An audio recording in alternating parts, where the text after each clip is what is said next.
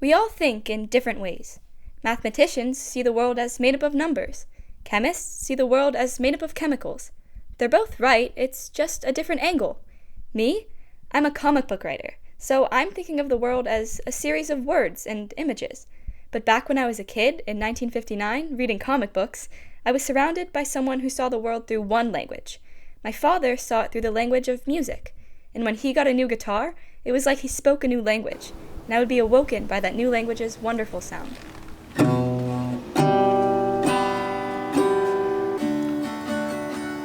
Oh, good morning, baby.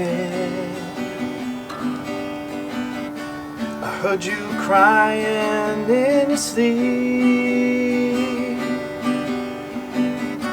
I heard you call my name. You know, darling, I'm yours to keep. Oh, there's no need to cry. We're only saying goodbye. Oh, I didn't wake you, did I? Oh, Daddy, you woke the whole neighborhood with that thing. Well, loosey-goosey, I just bought this new guitar and decided to play it before the sun went up. Daddy, why do you play guitar now? Won't you be late for work? Don't worry about it, Lucy.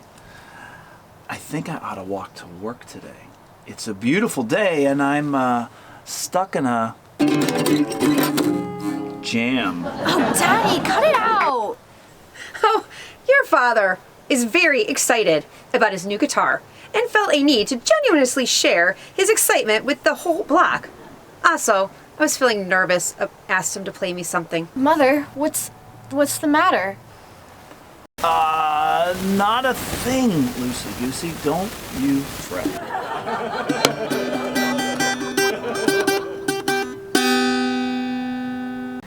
Some scary things can be happening, but just keep making silly jokes.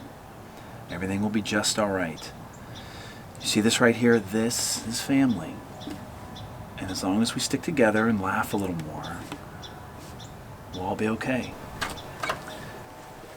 Well, looks like somebody slept in. Well, there you are, my wacky Jackie. Hi, Dad.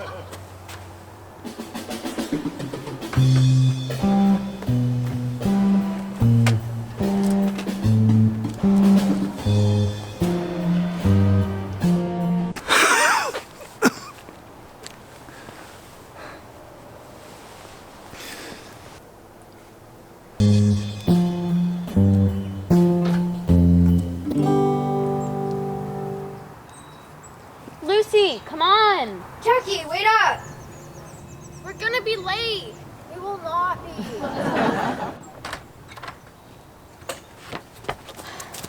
See? I told you we wouldn't be late.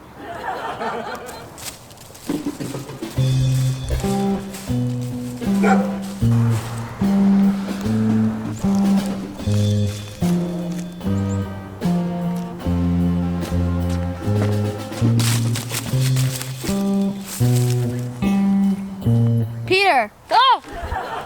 Come on, let's go.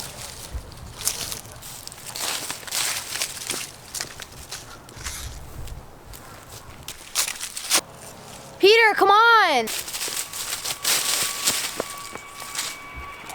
How's the new issue? Let's see when I'm done with it. Oh, come on, just say what happened. Lucy, they tell the stories a certain way for a reason. Yeah, but I want to know what happens. And they left me on such a cliffhanger, and you take forever. God absorbed every detail to fully experience it. I don't want to miss anything. For goodness sake.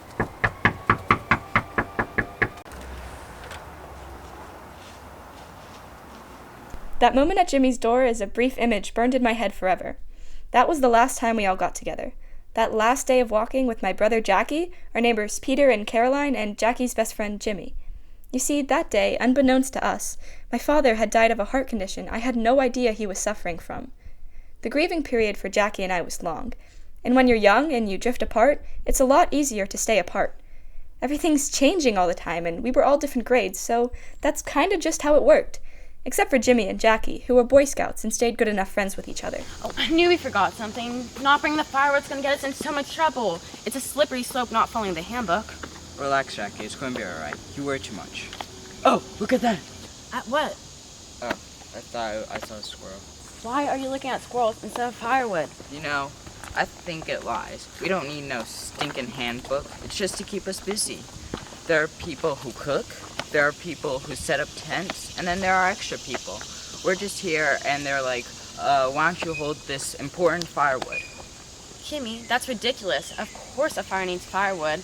A fire needs 3 things: heat, air, and a source. Oh yeah?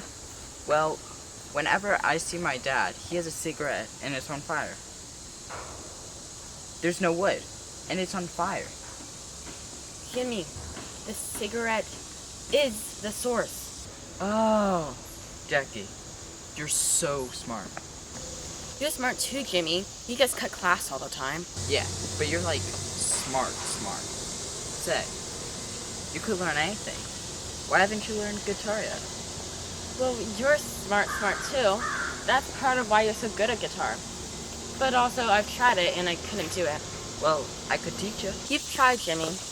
Hey, that reminds me. My dad got this really nice guitar last year before he passed. What, do you want it? Oh, I couldn't possibly take it from you. No, you should really take it. My dad would have wanted it to be played. I'm not cut out for the guitar. I'm more of a trumpet guy. I've also seen the guitar you have. You need a nicer one. Oh, wow. Thank you, Jackie. And here, I brought you some firewood. And, oh, it's all usable firewood. I checked the manual earlier and learned how to find it. So you admit the manual isn't stupid? No, it's just anything to help you enjoy the trip. Well, I appreciate that, Jimmy. Ready to head back now? Yeah, just let me go take a whiz real quick. In the woods? Gross. This is the camping life, my friend. They grew and changed with the rest of the world, and fate be it, ended up in Vietnam together, at least according to my letters from Jackie. Got a girl, Jack? Yes, sir. We made our plans to be married the day I left. Got the ring at a junk store, but it's the thought that counts. Got a picture? Not on me, sir, no. Doesn't Caroline have a bit of a hippie streak? You get a snitch on her, too? Thought you were the one who bribed the hairstylist to keep your hair long. Never figured he'd be one for a dope fiend specialist. No, she's not like that. I mean, she likes Janis Joplin, but, you know, just the peace and love part, no drugs. And, hey, Jimmy, who are you to talk? Been meaning to ask you about that, Private. What's a nice kid like you getting mixed up in all that hippie stuff? You say kid like you're more than 5 years older than me. Besides, hippie stuff is nothing compared to what we're doing out here. Now the hippie streak was real with Jimmy, who went on to be a guitarist in a band trying to make it big. And now Jackie was dating someone with a hippie streak, Caroline, our old neighbor from the walking group. And as a result, I was back in contact with her, and closer than ever since we stopped hearing back from Jackie. This also caused a difference in my mother, who, protective as she was, warmed up to Caroline and let me go out with her. After breaking up with my boyfriend of the time, Caroline offered to take me for a weekend to visit her college. I knew it would be a tough sell, but if I could do this, I'd be closer to Caroline, and finally the little walking group days would return.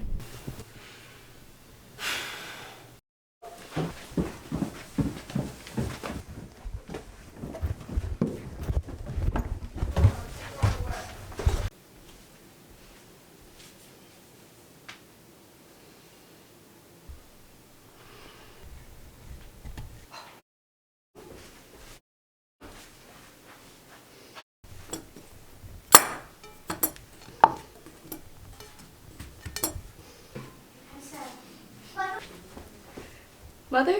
Yes, dear? Mother, may I please visit Caroline at the university for the weekend when she stops by tonight? Absolutely not, Lucibel. We've already discussed this. Should I change my mind about you going with Carolyn? Oh no, not at all, Mother. I only want to see what it's like there. You know how much I adore my classes in school, and I'm simply curious to how these things exist in higher education. I would promise to follow each and every one of your rules and, of course, attend no parties. And I have no interest in applying so long as I can see it otherwise. I'm only looking. Well, you're not even packed right now, and that is an awful burden for you to put on Caroline. Actually, I already packed just in case. I have clean clothes, my toiletries, my assignments, photos of you and Jackie, and a travel Bible. I don't like this, Lucy. Understand that you don't want to end up like me. I know it's just, rotten luck that God's plan had your father dying on us. But you don't want to be off at college. You want to be at home. And you don't want to be working all the time like your mother. I'm merely looking, and I'll miss you the whole time. And I'll be back before you can say Lucibel Charlotte Prudence. Fine. Only if you drop this college nonsense after. You're just looking. And no parties. Yes, Mother, I know. No parties, no boys, no Satan, and no drugs. You don't know the horrible things that go on at those parties, Lucibel. And trust me, you don't want to. There's twisted boys who want one thing, and then they abandon you when they get it. They play the music of Satan. And those drugs, Lucy, one puff of marijuana, and your life is over forever. I promise I'll be careful. Oh, thank you so much for letting me go. It means the world to me. Lucy, this isn't going to be nearly as much fun as you think it is. I don't know why you and Caroline can't just go to the drive-ins and watch a movie there. It's much safer. Oh, Mother, I promise I'll be safe. Only looking. No parties, and I'll drop the college stuff when I get back. It's nice to see you, Caroline. Thank you for taking Lucy out. Please take good care of her. What are the two things to remember? I'm only looking and no parties. Good girl. God bless. I love you, Mother. Goodbye! Dancing on a Friday night. I really dig dancing on a Friday night. With all those girls who make me lose my mind. Lucibel Prudence, you are with it. Hardly. What do you mean, hardly? If Evelyn was my mom, I wouldn't be half as hip as you are. You are out of sight. I wish I was. I just do whatever she tells me to do. I might as well be a middle schooler still. I'm a drag. Okay, Miss Drag, how many middle schoolers do you know going to visit colleges? Well, I don't know any middle schoolers in general, but it doesn't make a difference anyways because I'd have to leave after one visit. Which is rather ironic given I'm the only girl I know who's enough of a square to try and coax my mother into letting me attend more college. And as far out as that is for me, I only get a peek at it. Alright, Kiss Up, let me show you some real education. Wait, what? Tell me, wild child, what did you promise your mom you wouldn't do again? College boys? No, the other thing. Go to parties? Right on. So tell me, Luce, where are we going? Wait, for real? You'll take me to a college party? That's downright hellacious. But we have to keep it between us. You don't say. Lucy Prudence, going to a real party. What would my mother think? She'd probably wonder what the hell hellacious means. Thank you, everybody. You're a great crowd. We'll be back after a short break.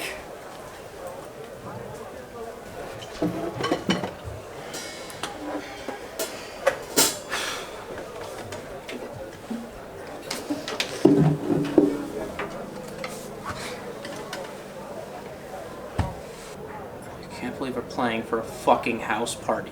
Bread is bread. We don't got a lot. If all we want is bread, we should be trying to get that new house spot at the club. We'll get there, but for tonight, we're the house band of the house party, so get your hand out of your ass and onto your guitar, and just go with the flow. And think about it this way, Jimmy. You want to slash your amps, you want to mess with your pedal, you want to say bad words, not a cat in this damn house will care. But you go out there, and it won't go off that easily. I like how you think, Peter. And I like how you play.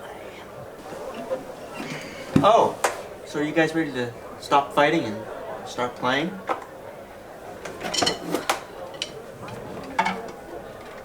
One, two, three,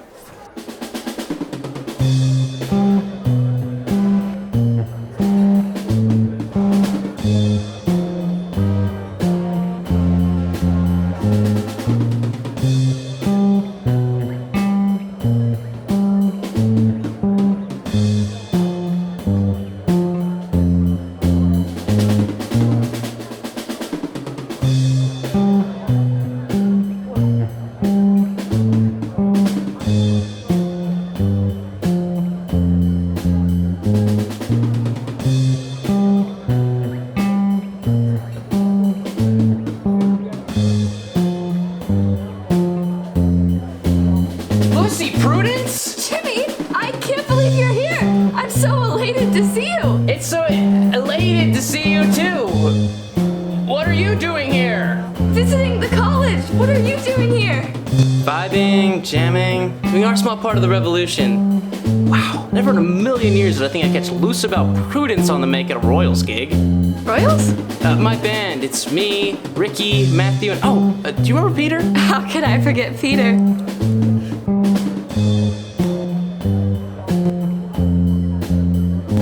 I should probably get back on stage before Peter gets too bugged. Yes, good idea. When are you leaving the college? Sunday afternoon. Can I see you then? I'll see what I can do. My mom isn't super laid back, but you know what? We can make it happen. Now, you should probably get back on stage before old Peter flips his wig. Right on, hang loose. You sound fab, by the way. You also hang loose. I felt so lost at that moment. In a literal sense, since I'd somehow managed to get lost from Caroline on a dance floor the size of a dorm room. But also, a twinge of fear went through me as I tried to figure out what must have happened to Jimmy for him to leave Vietnam so early, and while still hearing nothing from Jackie. I was saved from my wonderings when Caroline found me and guided me through this new land full of fear and excitement. You won't believe who's playing here. Who? Jimmy and Peter. Shit. I haven't seen them in forever. Come on, let's go have some fun. What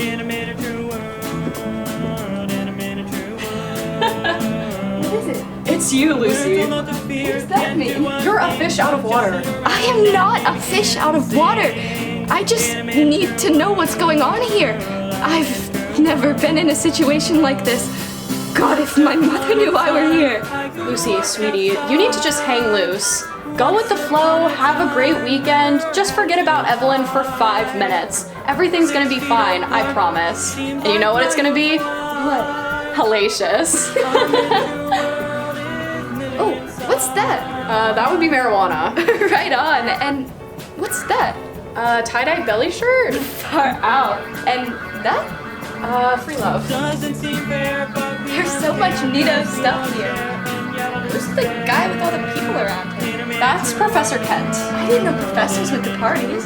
No, but Professor Kent does. These college hippies really dig the stuff he talks about. What does he talk about? Politics, the climate, civil rights, the man, heavy stuff.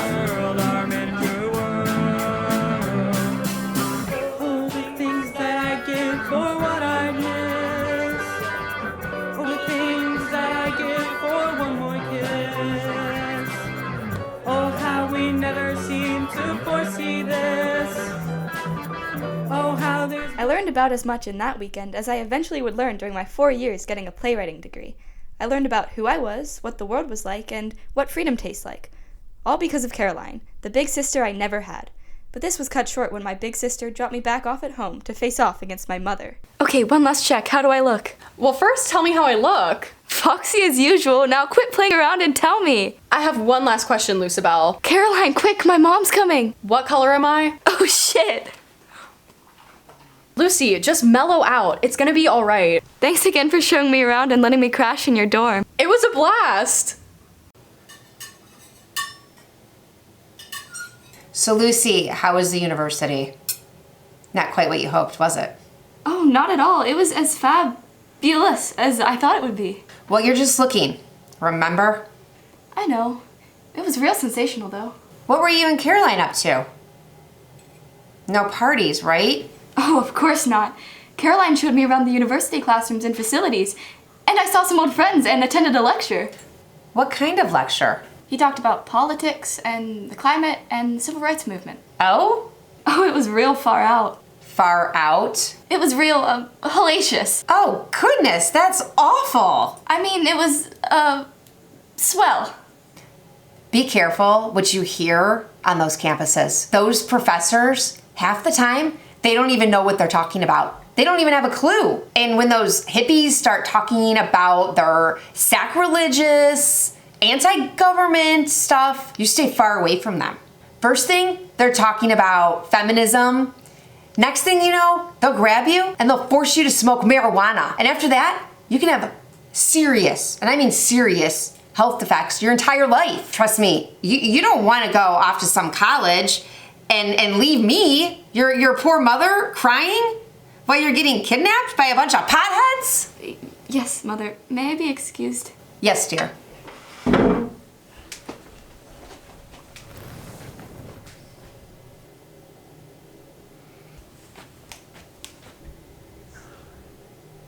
I snuck out that night to go see Jimmy, one of my early acts of rebellion. We walked and talked about my two biggest obsessions, comics and the walking group from years before. But really, being little, pretending we were comic book characters, those were the days. Were they? I think so. Remember how everyone was so stoked about everything? Walking to school together and fooling around? Before the war and before all the drugs and before my dad passed? I remember it being a gas and all, but when I look back, there's another feeling too. It's hard to make into words. Lay it on me. I don't dig that it was all as righteous as we think it was. I mean, I think all the bad things in the world were still there. We were just too dumb to notice. Those were special times, Jimmy. Don't say that. Don't flip your wig. I think it's optimistic. That's such a bummer. How is that optimistic? Well, because when we were kids, we were only happy because of pure dumb luck. I mean, all the stuff that made it so fun to be a kid was completely out of our control. But now we're older. We're conscious. We could choose to be happy again. Not everyone can just choose to be happy. Well, it's not choosing happiness. It's choosing love. When you're making music, everyone's smiling and grooving for just a little while. When you dream of your vision of a bright future, that's choosing love. That's how the good times come back again. That's really beautiful, Jimmy. Lucy, I gotta tell you two confessions. Okay, what are they? When I left Vietnam, I deserted after killing a man, and I wept and I was scolded for having a fucking soul. I had to get out of there. I had to get out. Oh, Jimmy. There's the other one. Yeah. When we were kids, we had one choice, and I think we did that one pretty well. We got to choose who we were with. There's no one I'd rather be here with than you, Lucy. I'm so stoked being here with you, Jimmy. I really like you.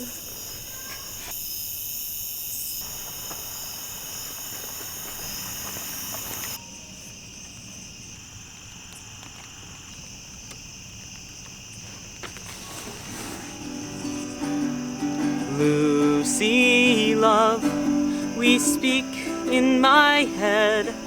I know I can't have you, so I'll pretend I do instead. Lucy, love, why can't we believe the words that we say, the feelings we grieve? Remember when we were young and felt so far from everyone? We know what's true to be. You know I love you, Lucy. Lucy, love, why can't this world be the beautiful world that I see? Oh, Lucy, love.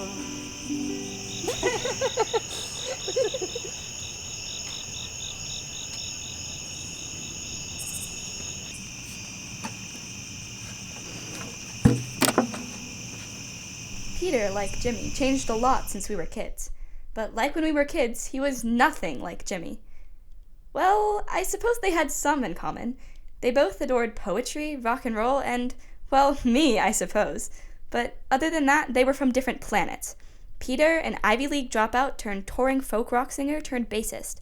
And Jimmy, whose past wasn't as pleasant. And this isn't so bad. I mean, we're pretty much fighting the good fight out here, you know, Reds, Pinkos. Sure. Uh-huh.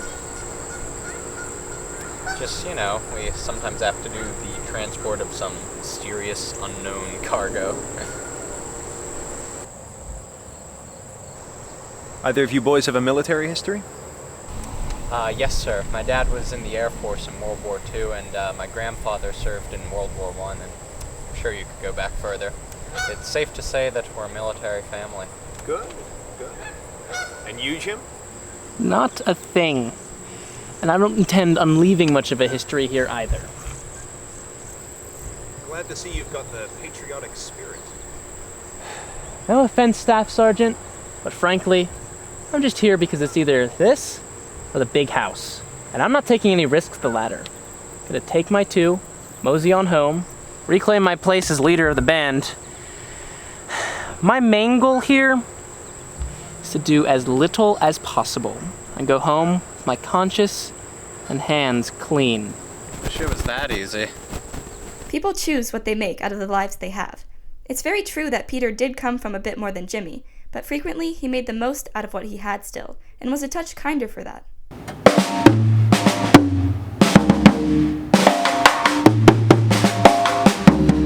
Where is Jimmy? Hey man, can we play the intro one more time? Sure. Yeah. Alright. 1, 2, 3, 4.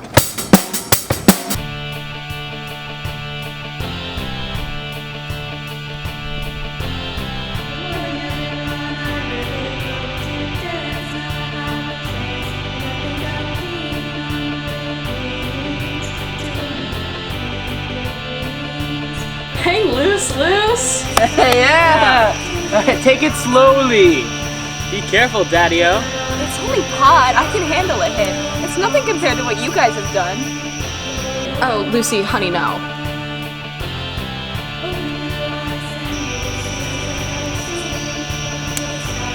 Far out. Yeah! Out of sight. Damn you, Rickson! Jimmy! I didn't want to do it! It's okay. Remember, you're here with me. It's gonna be okay. I'm out of the war.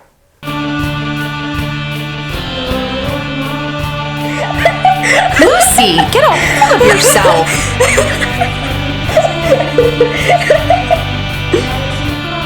Now put your finger right there, and there. Strum it. Yeah, you know your groceries, man.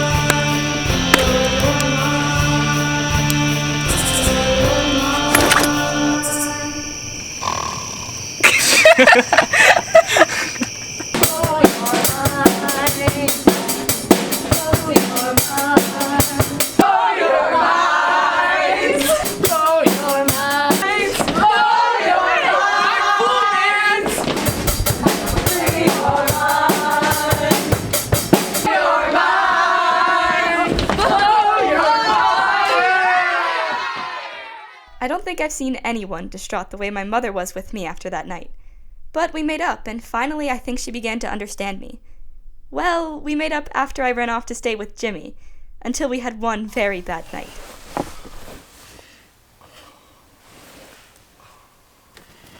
What the hell has gotten into you? Oh, thank God. I thought you overdosed. You were so fried that you wouldn't wake up. Go back to sleep.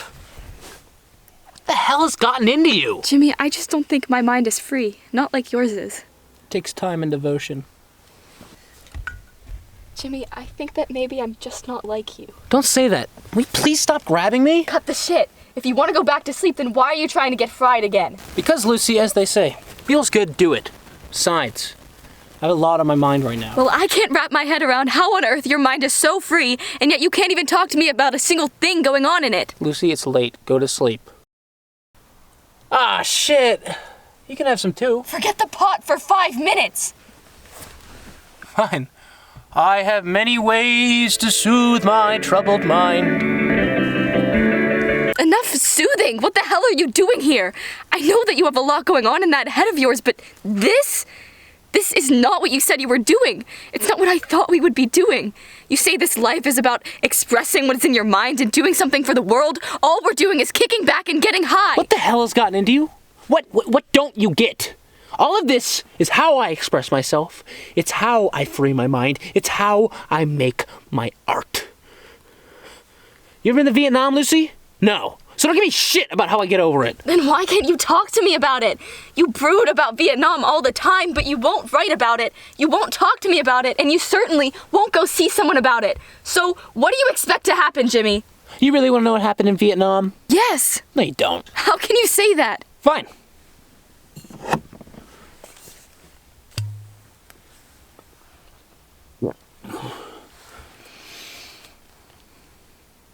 I killed Jackie. No, Jimmy, Jackie's not dead. I don't know why you would even say that. He got captured in Vietnam. He's not dead. He's gonna come home. Lucy, I think I would know if it was Jackie. After all those years of running, we were friends again. It was something.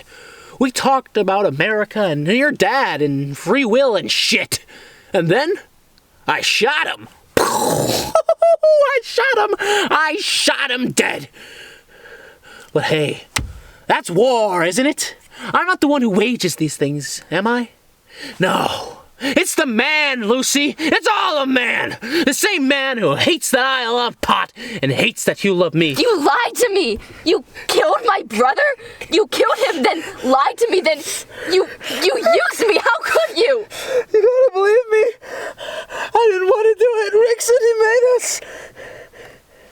No, God, this is all my fault. I never should have made such a stink about going to college. He would have had an educational deferment if I could have just talked him into going.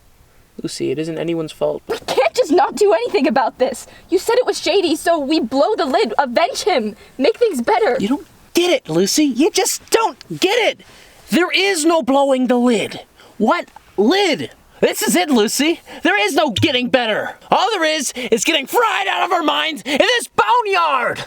That's happiness. Well, I'm not happy, Jimmy. Not even just because of this. I'm just not happy.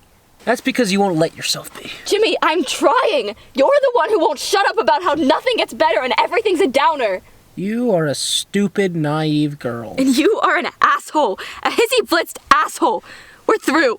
Goodbye, Jim, wherever you are. I blacked out around then and woke up at home crying with my mother. For the first time, we talked about everything going on and began to see each other. We also talked about Jackie and our confusion and disbelief at Jimmy's strange story. And with time, I've learned more about the fishiness Jimmy spoke of. What you reading there, Sarge? Das Kapital. Das Kapital. Das Kapital. Should I know what that is? The magnum opus of Charlie's good friend, Karl Marx. Sir, with all due respect, didn't he literally, write the book on communism? You are correct. And isn't that forbidden knowledge? Well, I wouldn't say the army encourages it, but it's not exactly banned. Why are you reading that? It's interesting. In my experience, commie stuff is much more dangerous than interesting. Of the two of us, who do you think is the better student of history, and thus more adept at determining the values and shortcomings of the Marxist school of thought? Jack, I don't have an ethos or an agenda. I'm just reading this. And besides, wasn't it Sun Tzu who said to know your enemy? Sun Tzu.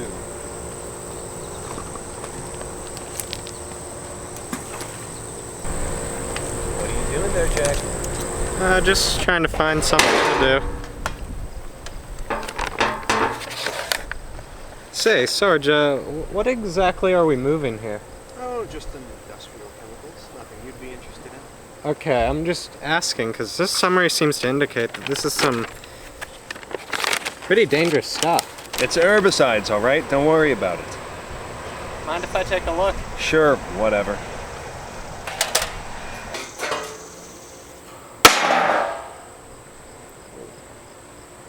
Christ, don't touch it. Oh, why not? This is just herbicides, gardening and stuff. Gonna take a shot in the dark here. That isn't what Mama Evelyn puts onto her flowers. And off we go. That, Jackie, is Agent Orange. Earth Scorcher extraordinaire. There's a movement to have a band back home. I believe we can blame your hippie friends for that. What's in that vat is the single most efficient weapon in our arsenal.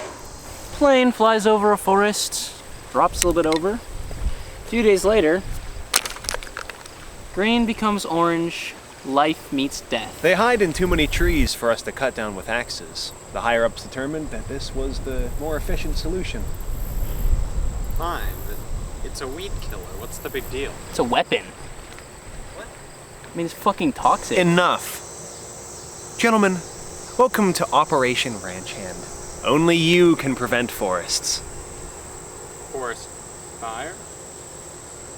No, dipshit. A forest. And it's not just our little friend Dioxin over there, better known as Agent Orange. There's a whole array of the rainbow herbicides, all in these various crates here. Your hippie friend here is correct. They are the tools in a year-long campaign to defoliate the North Vietnamese wild that has proven to be such an effective cover for the enemies of freedom. Okay, fine, but it's weed killer. I wouldn't down a glass of Roundup. How is this any different? Kills a lot more than weeds. What your friend is referring to is the unsubstantiated report that Agent Orange may or may not have detriment effects on human health. You know, you've been mighty casual about this whole thing, but you haven't even seen what's inside. How do you know? Because I get their game. There's only one industrial herbicide to be found in Vietnam. I didn't need to look. Off the books delivery mission? It's the only thing we could possibly be delivering. This stuff is probably going to get banned within the year. Imagine the powers want less of a paper trail when McNamara has to answer for his little pet project. All right, you had your piece, and now I get mine. Boys, as of this minute, you have just been introduced to some very privileged information. You are in on the joke now. Welcome to the club. Private, you seem inexplicably well informed. Thanks. So I'll let Specialist Prudence take the reins. Go ahead, Jackie. Yes. Why?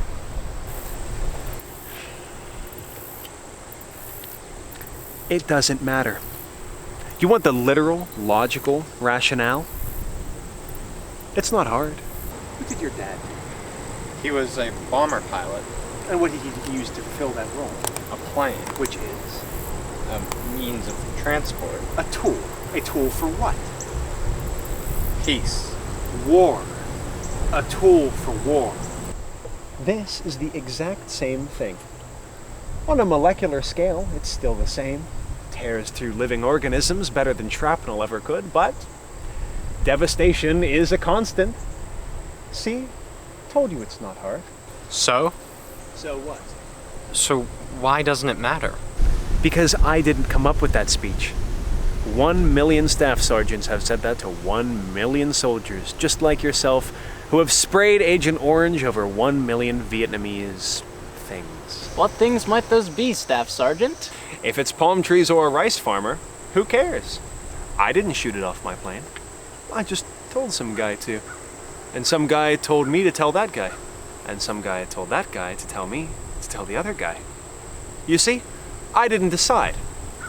I don't make the choice, that's my only rule. Somebody call Isaac Asimov. I'm not an automaton. I have a foolproof safeguard over my free will. But you just said that you don't choose what to do. And it was a deciding choice that led me to that moment. I choose to submit blindly to the orders of my superiors. Look, I'm a student of history. I am well aware that the United States Army has committed unseen atrocities in every single war, justified or not, since its inception. I'd have to be a complete goddamn moron to read as many books as I do, and not understand that every story that the United States has told has not been a complete ruse. What are you talking about? He is completely right. We are a nation of tyrants rivaled only by ancient Rome. You should know this. He knows this. I know it too. But I also know enough that I will be put in front of a firing squad if I allow myself the luxury of a moral compass. The reality of the bitter idealism of the hippies, like Jimmy, was the world really would have been better if everyone were like that. I truly believe that. But not everyone was that idealistic and rebellious. Not even the hippies. Survival is a thing that changes us, makes us lose our ideals in the face of losing everything. And a lot of people, when given the chance to sell out, take it, because you never know when another chance of free safety comes about. That's what happened to Matthew, when an eager executive gave him a call to propose he go solo.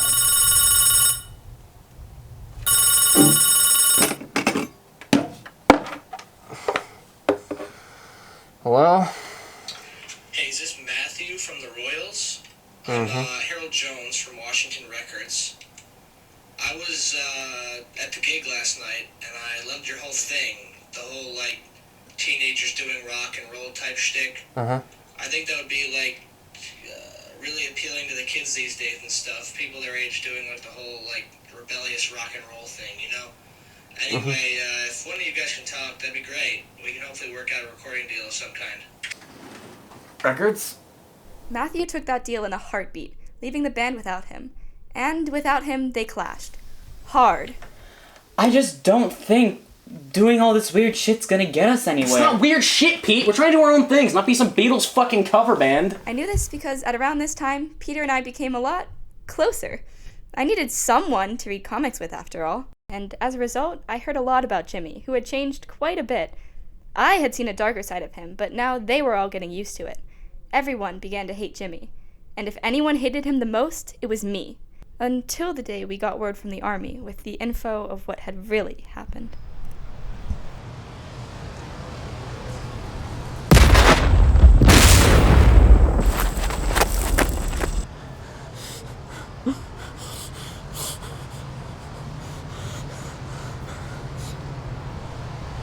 The saddest thing about goodbyes is you never really know if they're for forever or not.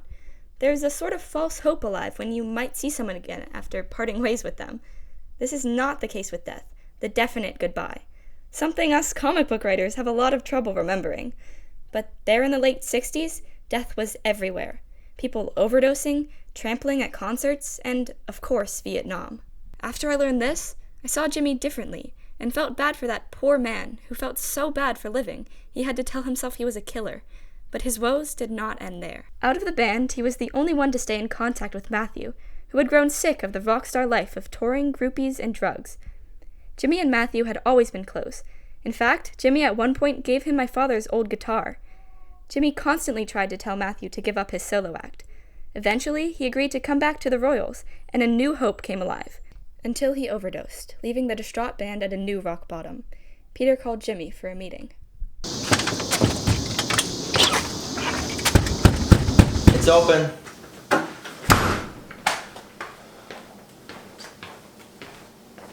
Why are we here? Just to, figure stuff out. What stuff? What we're gonna do from here. Funeral planning, finding his family, his inheritance. He burned a lot of bridges. It's a whole mess. Alright. Also, we should figure out what we're doing about the band.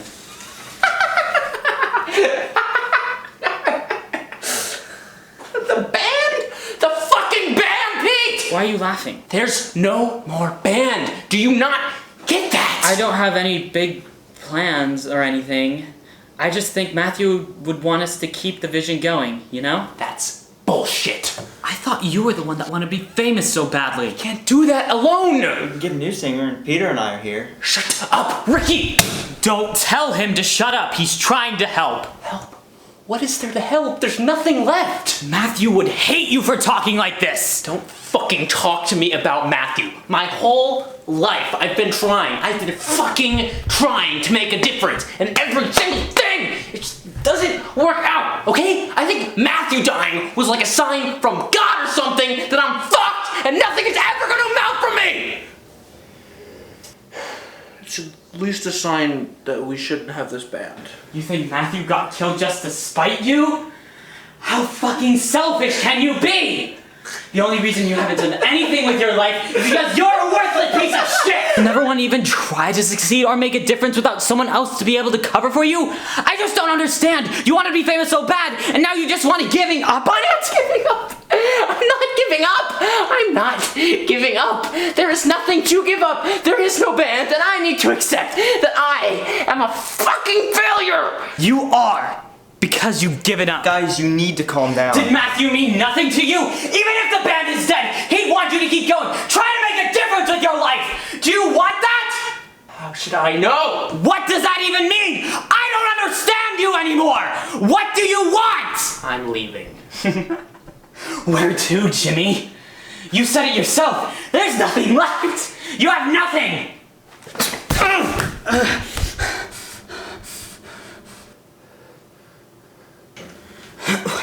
What is it, Jimmy? Why are you so scared?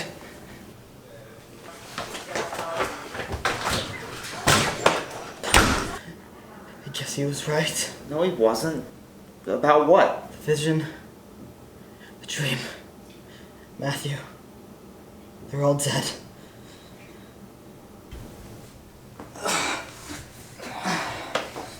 Hey man, we're still here. Yeah.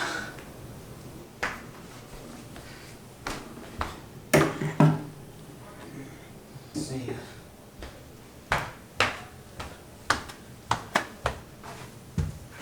See ya.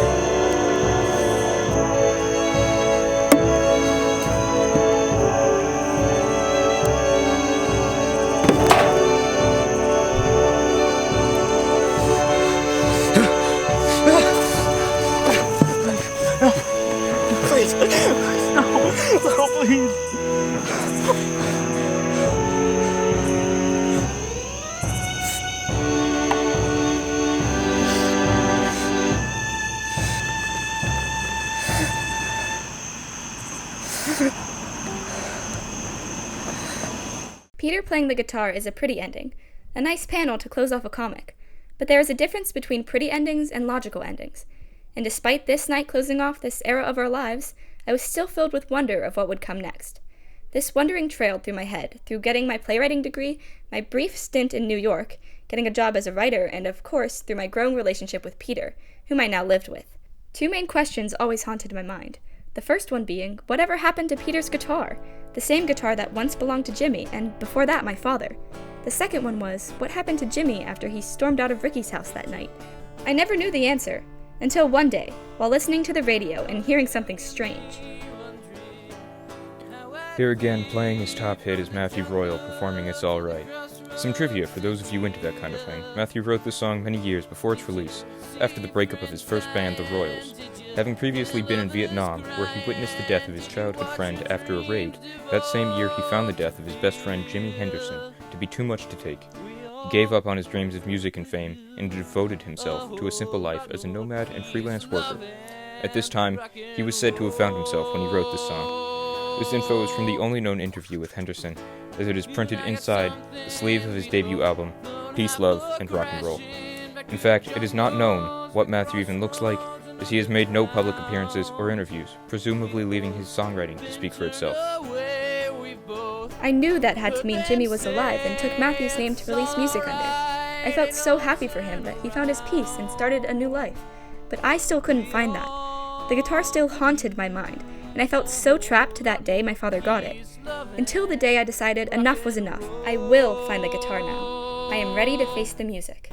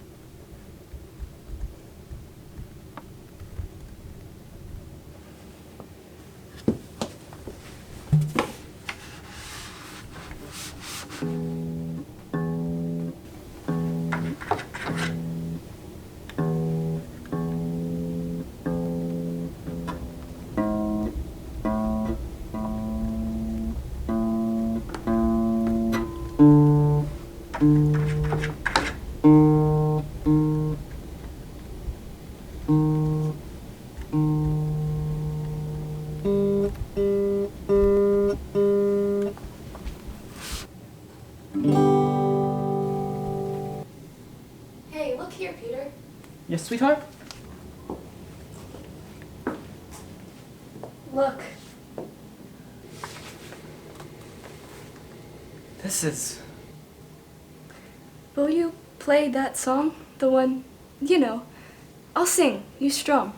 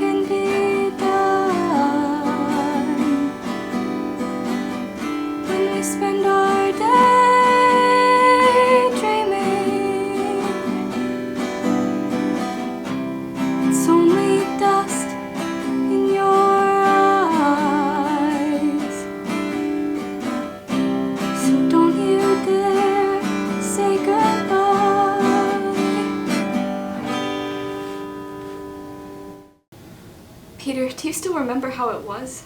Of course I do. We walked to school together, and we didn't have a clue back then that it would be the last time we would all be that way. The way of being so excited and eager together. Isn't it curious how that works? It is. We walked again like that, many times even, but it was just like a nostalgic homage to when we first started. And eventually we just gave up entirely. But that day when we were so excited about walking together, we had no damn clue that was the beginning of the end. That's That's how that day feels to remember. Like my father. Lucy. God, to my little eyes, his health was perfect. He was invincible. But in reality, he was just like our little walking group after that day. How so? Well, his heart kept on beating, but it had been on the track to die long before the day of his heart attack. He had one hell of an amazing heart. Isn't it so strange and sad how hearts like that always have to stop beating? Peter? Yes, love? I miss him. I really miss him. Lucy. It's all going to be A-okay, Daddy-o. Peter? Yeah? Tell me how the story ended. Things did get better. Everything will be alright.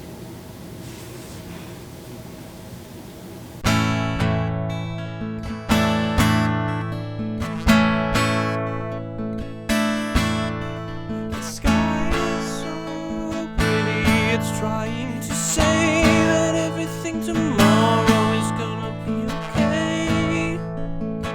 Gonna be okay. It has been a long journey to where we are today, but it's okay.